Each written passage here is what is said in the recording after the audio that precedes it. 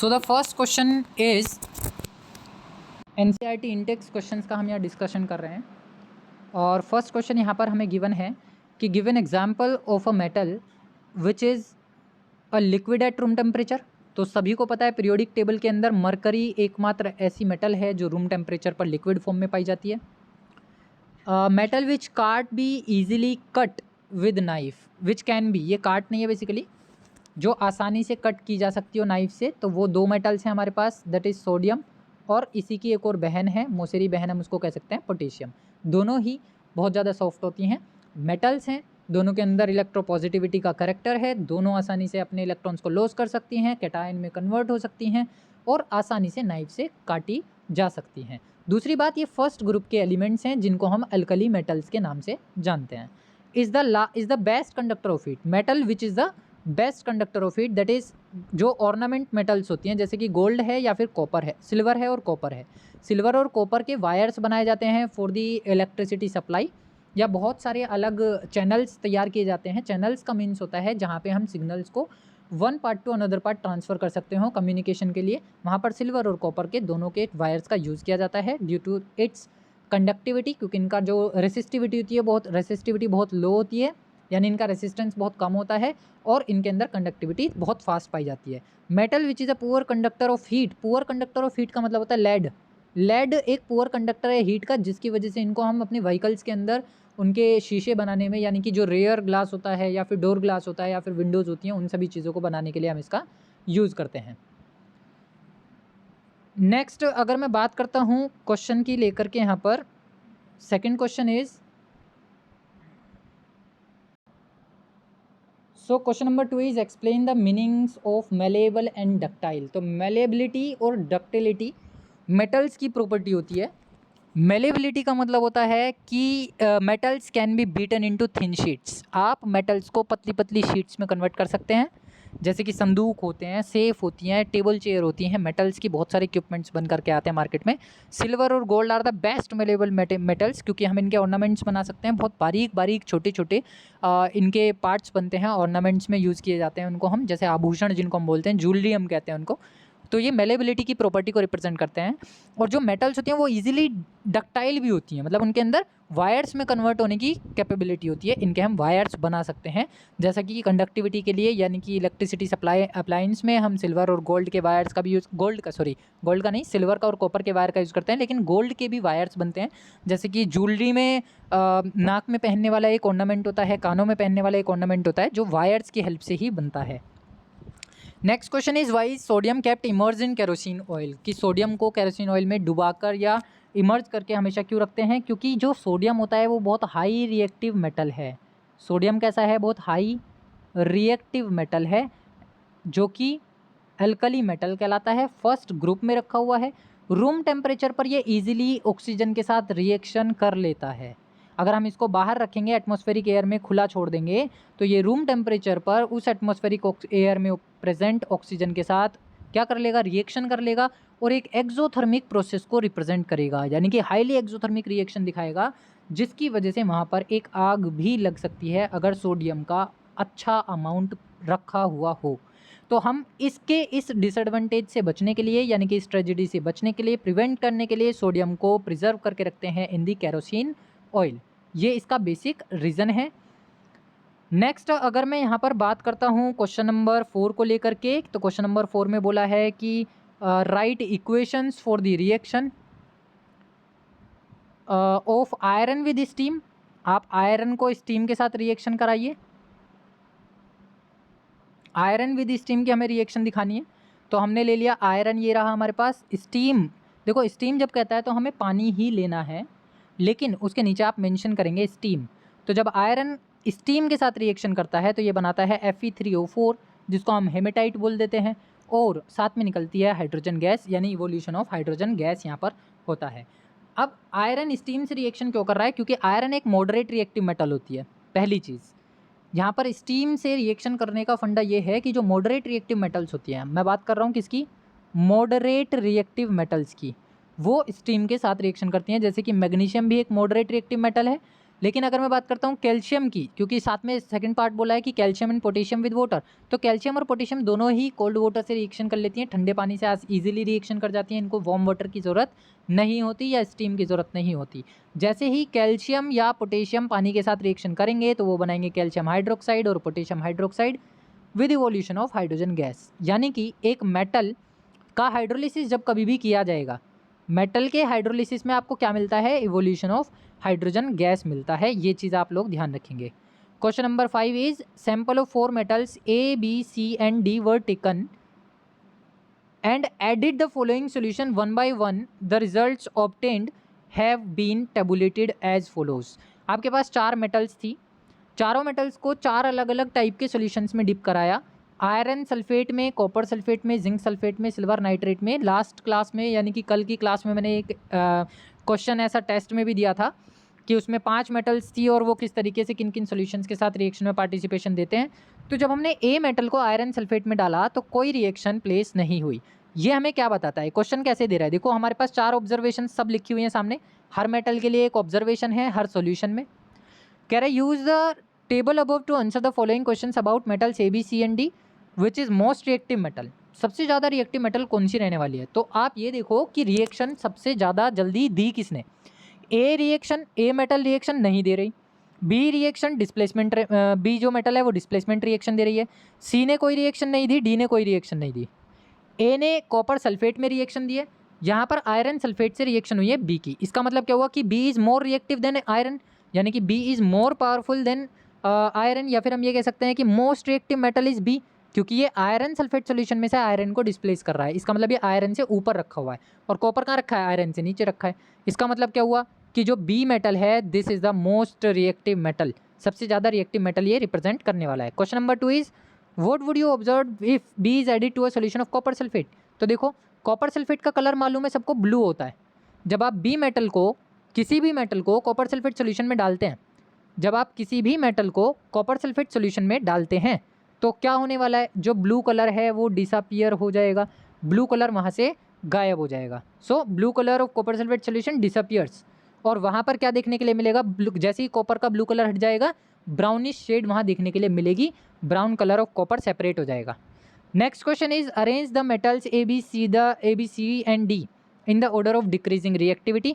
तो अब आप ये देख लो कि पहले तो इनको अरेंज करिए आप किसके अंदर, रिएक्टिविटी ऑर्डर के अंदर।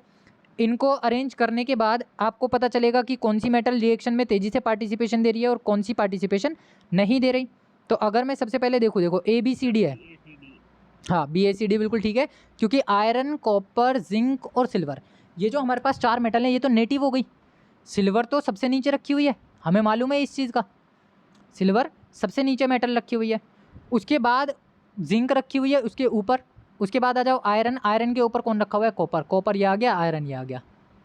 तो इस तरीके से हम पता लगा सकते हैं कि ए बी सी डी में से कौन सी मेटल इन सभी के साथ रिएक्शन में पार्टिसिपेशन देगी और कौन किसको सबसे पहले डिस्प्लेस करेगी। तो correct order is B A C D. B is the most reactive metal क्योंकि ये आयरन को डिस्प्लेस कर रही है उसके सॉल्यूशन के अंदर से। आफ्टर देन ए क्योंकि ये डिस्प्लेसमेंट रिएक्शन को रिप्रेजेंट कर रही है। आफ्टर देन सी, सी भी डिस्प्लेसमेंट रिएक्शन कर रही है, लेकिन डी में कोई रिएक्शन नहीं हुई।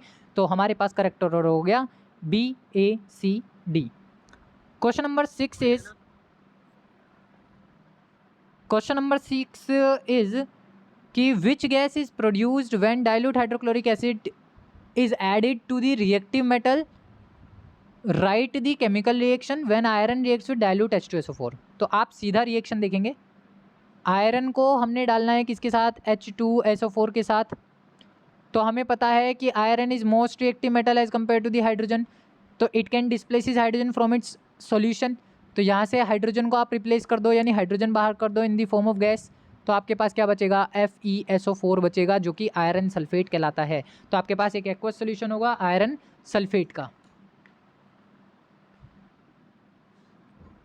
इसी में ही आगे अगर मैं बात करता हूं तो question number 7 is what would you observe when zinc is added to a solution of iron sulphate, write the chemical reaction takes place. अब जिंक को डालना है बच्चों FeSO4 के साथ, तो zinc is placed below the iron या zinc is placed above the iron, ये चीज़ हमें ध्यान रखनी है। तो जिंक जो होता है मोर पावरफुल होता है as compare to the iron, क्योंकि रिएक्टिविटी सीरीज में zinc is placed above the iron. Zinc ऊपर है, आयरन नीचे है, जो कि क्या करेगा, डिस्प्लेस करेगा। तो जिंक लात मारेगा आयरन को और क्या बना देगा, जिंक सल्फेट बना देगा, और प्लस यहाँ से आयरन हो जाएगा सेपरेट। तो ये भी क्या दिखाएगा, एक डिस्प्लेसमेंट रिएक्शन को रिप्रेजेंट करेगा। अगर मैं बात करता हूँ क्वेश्चन नंबर 8 की, तो क्वेश्चन नंबर 8 में हमसे बोला है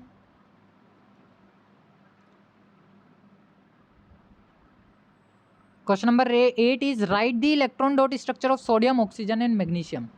सोडियम की इलेक्ट्रॉन डॉट स्ट्रक्चर बनाते हैं। चलिए, तो सोडियम का इलेक्ट्रॉनिक कॉन्फ़िगरेशन होता है 281 और इलेक्ट्रॉन डॉट स्ट्रक्चर में हमें केवल आउटर मोस्ट शेल के इलेक्ट्रॉन्स चाहिए। तो हम सोडियम के आउटर मोस्ट शेल में एक इलेक्ट्रॉन चाहे क्रॉस से दिखाएं, चाहे डॉट से दिखाएं, चाहे इस सर्कल वाले डॉट से दिखाएं, आप किसी से भी सोडियम के आउटर मोस्ट शेल के इलेक्ट्रॉन को रिप्रेजेंट कर सकते हैं। नेक्स्ट वन इज, इसमें हमारे पास है ऑक्सीजन। तो ऑक्सीजन का इलेक्ट्रॉनिक कॉन्फ़िगरेशन होता है 28 टोटल ऑक्सीजन की हम जब बात कर रहे हैं तो ऑक्सीजन के आउटर मोस्ट शेल यानी ऑक्सीजन का इलेक्ट्रॉनिक कॉन्फ़िगरेशन कितना, 8 होता है। आप 8 को कैसे डिस्ट्रीब्यूट करेंगे, 2 और 6 में डिस्ट्रीब्यूट करेंगे। तो ऑक्सीजन के आउटर मोस्ट शेल में कितने इलेक्ट्रॉन्स आने वाले हैं, 6 इलेक्ट्रॉन्स आने वाले हैं। 1 2 3 4 5 6, ये हमने 6 इलेक्ट्रॉन्स को रिप्रेजेंट किया। अदरवाइज आप क्रॉस लगा करके भी रिप्रेजेंट कर सकते हैं, 1 2 3 4 5 6, इस तरीके से भी आप 6 इलेक्ट्रॉन्स को रिप्रेजेंट कर सकते हैं। नेक्स्ट वन हमसे कहा है कि मैग्नीशियम के बारे में बताइए। तो मैग्नीशियम का इलेक्ट्रॉनिक कॉन्फ़िगरेशन इज 282। तो आप मैग्नीशियम पर 2 इलेक्ट्रॉन्स रिप्रेजेंट करेंगे, या तो ऐसे या फिर ऐसे 2 सर्कल टाइप बनाएंगे, और या फिर ऐसे 2 कंप्लीट डॉट लगाएंगे, वो आपकी मर्जी है।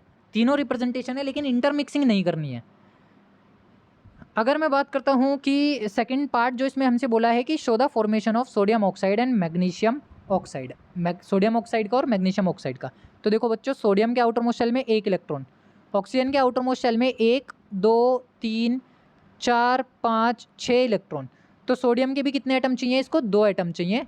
तो ये आ गया मेरे पास सोडियम का एक और एटम, क्योंकि सोडियम पर होता है +1 चार्ज, ऑक्सीजन पर होता है -2 चार्ज, जो कि ये क्रॉस से नीचे जाएगा, ये क्रॉस मल्टीप्लाई से नीचे जाएगा, तो बन जाएगा Na2O। तो सोडियम के 2 एटम हमें लेने हैं, ये ले लिए हमने, और एक एटम ये आ गया, दोनों का डुप्लेट पूरा हो गया।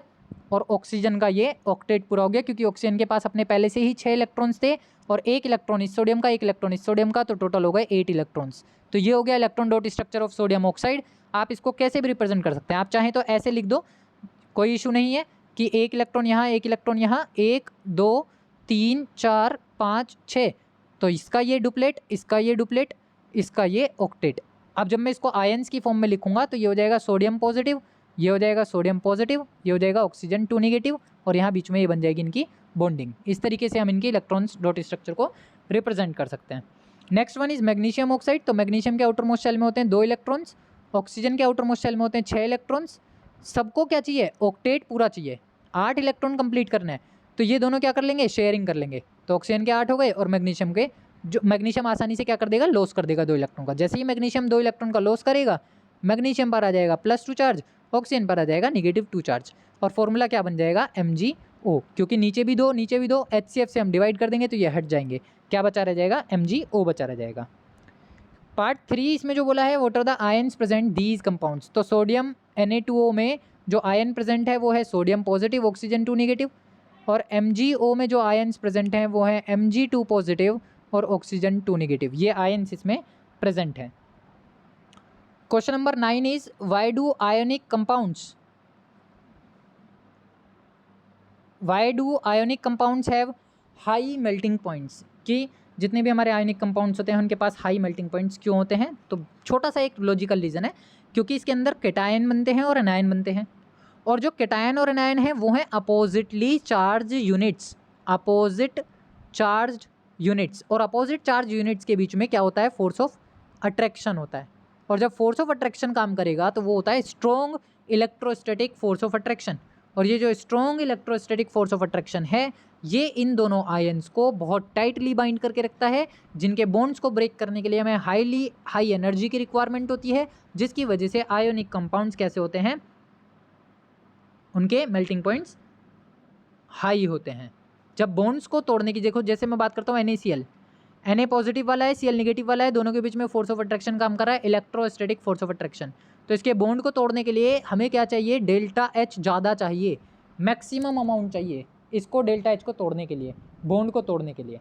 तो उस केस में इनका मेल्टिंग पॉइंट क्या हो जाता है, बहुत ज़्यादा हाई हो जाता है क्योंकि एनर्जी ज़्यादा रिक्वायर्ड है। एनर्जी कम रिक्वायर्ड होगी तो मेल्टिंग पॉइंट क्या हो जाएगा, कम हो जाएगा।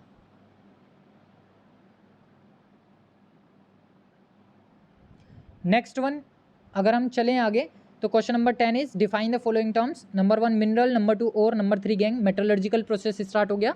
तो मिनरल्स आर दो सब्सटेंसेस विच आर, मतलब पहली चीज़ तो ये कि केमिकल नेचर के होते हैं, ठीक है।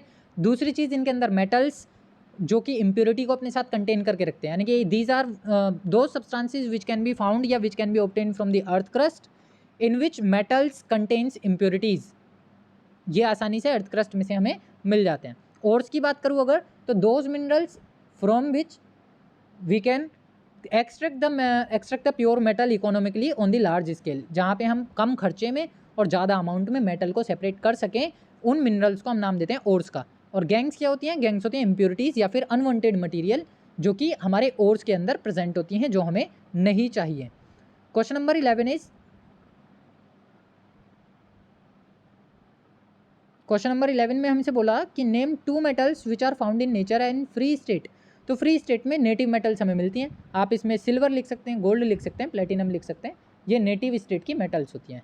Question number 12 is what chemical process is use for obtaining a metal from oxide. Metal from oxide, हमें मेटल ऑक्साइड में से मेटल निकालना है। आपको M2O या MO में से क्या निकालना है, प्योर मेटल को बाहर निकालना है। तो हमारे पास एक ही मेथड होता है रिडक्शन का। आप रिड्यूसिंग एजेंट का यूज़ करने वाले हैं, और रिड्यूसिंग एजेंट की हेल्प से या कार्बन की हेल्प से या एल्यूमिनियम की हेल्प से जब हम मेथड को रिप्रेजेंट करते हैं तो वो रिडक्शन का प्रोसेस कहलाता है। और रिडक्शन के प्रोसेस में जो मेटल होगी वो ऑक्सीजन को क्या कर देगी, डिस्प्लेस कर देगी, यानी कि अपने अंदर से ऑक्सीजन को बाहर कर देगी। तो मैंगनीज ऑक्साइड में से मैंगनीज को सेपरेट करने के लिए हम एल्यूमिनियम की हेल्प लेते हैं। तो manganese oxide when reacts with aluminium, this process is also known as thermite process, क्योंकि एल्यूमिनियम से जब हम रिडक्शन करते हैं किसी भी मेटल के ऑक्साइड का, वो प्रोसेस क्या कहलाता है, थर्माइट प्रोसेस कहलाता है। Question number 13 is metallic oxide of zinc, magnesium and copper were heated with the following metals. अब जिंक ऑक्साइड आपके पास है ZnO, मैग्नीशियम ऑक्साइड आपके पास है MgO, और कॉपर ऑक्साइड आपके पास है CuO। अब ये कह रहा है कि इनको हीट किया गया, और हीट करने के बाद जिंक निकाला गया, मैग्नीशियम निकाला गया, कॉपर निकाला गया। तो पूछ रहा है कि in which cases will you find displacement reaction takes place, कौन से पार्ट में डिस्प्लेसमेंट होगी। जब आप जिंक की रिएक्शन जिंक ऑक्साइड से कर रहे हैं, मैग्नीशियम की कर रहे हैं या कॉपर की कर रहे हैं, तो ये रिएक्टिविटी सीरीज़ पर बेस्ड क्वेश्चन है बच्चों। तो रिएक्टिविटी सीरीज़ में आप लोगों को ये देखना होगा कि कौन सी मेटल इस जिंक से ऊपर रखी हुई है। अब जिंक ऑक्साइड की जिंक से हमने रिएक्शन कराई, कुछ रिएक्शन नहीं होने वाली। मैग्नीशियम कहाँ रखा हुआ है, जिंक के ऊपर, तो ये डिस्प्लेस कर देगा। कॉपर कहाँ रखा हुआ है, जिंक के नीचे, तो ये डिस्प्लेस नहीं करेगा। मैग्नीशियम ऑक्साइड में जिंक कहाँ रखा हुआ है, नीचे, तो ये डिस्प्लेस नहीं करेगा। मैग्नीशियम को डिस्प्लेस नहीं करेगा। कॉपर कहाँ रखा हुआ है, नीचे मैग्नीशियम के, तो ये डिस्प्लेस नहीं करेगा। कॉपर ऑक्साइड में जिंक कहाँ रखा हुआ है, ऊपर, तो ये डिस्प्लेस कर देगा। मैग्नीशियम कहाँ रखा हुआ है, ऊपर, तो ये कॉपर को डिस्प्लेस कर देगा। कॉपर को डिस्प्लेस नहीं करेगा। तो ये छोटी छोटी से लॉजिकल क्वेश्चंस हैं जो बोर्ड के एग्जाम्स में पूछे जाते हैं। Question number 14 is which metal do not corrode easily, कौन सी मेटल ईजिली कोरोड नहीं होती है। तो जो हमारी नेटिव मेटल्स हैं वो कोरोड नहीं होती, क्योंकि रिएक्शन में पार्टिसिपेशन ही नहीं देंगी, उनकी रिएक्टिविटी बहुत स्लो है। तो silver, gold, platinum do not react with atmospheric gases and hence do not corrode easily. छोटा सा लॉजिकल आंसर है, हमेशा याद रखना कौन सी मेटल्स कोरोड नहीं होंगी, जो नेटिव मेटल्स हैं, जो रिएक्शन में ईजिली पार्टिसिपेशन नहीं देती। What are alloys, alloys are the homogeneous mixture of 2 और मोर मेटल्स और नॉन मेटल्स। चाहे मेटल मिलाओ, चाहे नॉन मेटल मिलाओ, या नॉन मेटल मिलाओ, तीनों ही क्या बनाते हैं, अलॉयज बनाते हैं। जब हम मेटल को मिलाते हैं तो ब्रास एक एग्जाम्पल है अलॉय का, कॉपर और जिंक। ब्रॉन्ज एक एग्जाम्पल है मेटल और मेटल का, कॉपर और जिंक। अच्छा, ब्रास में परसेंटेज रेशो और ब्रॉन्ज में परसेंटेज रेशो चेंज होती है, जिसकी वजह से इनमें जो थोड़ा कन्फ्यूज़न है वो बना रहता है। स्टील की बात करते हैं तो उसके अंदर क्या आ जाता है, आयरन, निकेल, क्रोमियम और कॉपर, कार्बन, चारों चीज़ें मिल जाती हैं तो ये निकेल बन जाता है। इसके अंदर मेटल भी है और नॉन मेटल भी है। तो इस तरीके से आप लोगों को ध्यान रखना है कि अलॉयज़ क्या होते हैं और उनको किस तरीके से परफॉर्म किया जाता है। ये थे हमारे पास क्या, in-text questions of metal and non metal chapter. Next class में यानी कल की क्लास में हम डिस्कस करेंगे एक्सरसाइज क्वेश्चंस को और कुछ एक्स्ट्रा इंपॉर्टेंट क्वेश्चंस को, जो कि इस चैप्टर से बोर्ड के पॉइंट ऑफ व्यू से इंपॉर्टेंट क्वेश्चंस हैं। धीरे धीरे स्टेप बाय स्टेप हम इनके सेपरेट एमसीक्यूज और रीजनल दर्शन क्वेश्चंस को चैप्टर वाइज डिस्कस करना शुरू करेंगे।